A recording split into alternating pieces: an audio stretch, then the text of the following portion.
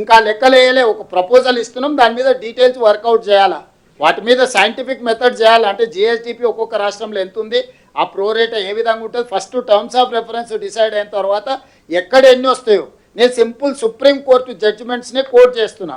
Time and again supreme court విద్యలో కానీ, ఉద్యోగాలలో కానీ, స్థానిక సంస్థల్లో కానీ రిజర్వేషన్లు 50% మించకూడదు, 50% మెరిట్కు ఉండాలి, 50% రిజర్వేషన్లు ఇవ్వమని చెప్పిండ్రు. ఈరోజు మా మెరిట్ ఏంది, దేశ స్థూల ఉత్పత్తిలో అత్యధిక భాగం మేము భాగస్వాములం, అది మా మెరిట్.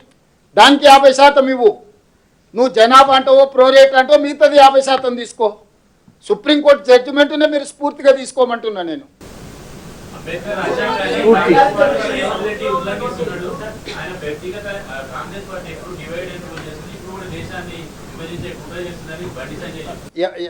అంటే ఎట్లా, అంటే ఏ విధంగా, అంటే ఏ విధంగా ఎట్లా ఉల్లంఘిస్తున్నా అన్నాడు బండి సంజయ్ గారు. అంటే మహిళా రిజర్వేషన్లోనేనా? నేను ఒక ప్రశ్న బండి సంజయ్ గారిని అడిగిన. ఆయన పార్టీ ఎప్పుడు ప్రారంభించారో ఆయనకు తెలుసో తెలియదో నాకు తెలియదు. ఏప్రిల్ 6, 1980లో భారతీయ జనతా పార్టీ ప్రారంభించారు.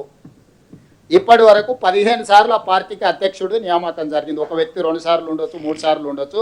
ఇప్పటి వరకు 1980 ఏప్రిల్ 6 తారీఖు నాడు ప్రారంభించిన భారతీయ జనతా పార్టీ 15 సార్లు, నితిన్ నబీన్ లేటెస్ట్ ప్రెసిడెంట్ వరకు 15 సార్లు ఆ పార్టీకి అధ్యక్షుడిని నియమించుకున్నారు.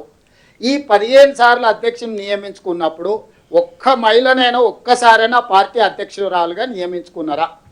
నా సూటి ప్రశ్న నరేంద్ర మోడీ గారికి, బండి సంజయ్ గారికి. భారతీయ జనతా పార్టీకి 46 సంవత్సరాలల్లో ఒక్క మహిళా అధ్యక్షురాలినైనా నియమించుకున్నారా? మహిళల పట్ల వాళ్ళకున్న చిత్తశుద్ధి, మహిళల పట్ల వాళ్ళకున్న గౌరవము, వాళ్ళ పార్టీకి అధ్యక్షురాలినే నియమించుకోని వాళ్ళు, మహిళా అధ్యక్షురాలు, మహిళా ప్రధానమంత్రి, దేశంలోనే కాంగ్రెస్ పార్టీలోనే లాంగెస్ట్ సర్వ్డ్ మహిళా ప్రెసిడెంట్ శ్రీమతి సోనియా గాంధీ గారు, శ్రీమతి ఇందిరాగాంధీ గారు. అట్లాంటి మహిళా అధ్యక్షురాళ్ళ నేతృత్వంలో పనిచేసే మమ్మల్ని మహిళలకు అన్యాయం చేస్తున్నామని ఆరోపణ చేస్తే ఇక వాళ్ళని చూసి నవ్వాలన్నా ఏడవాలన్నా నాకైతే అర్థమవుతలేదు.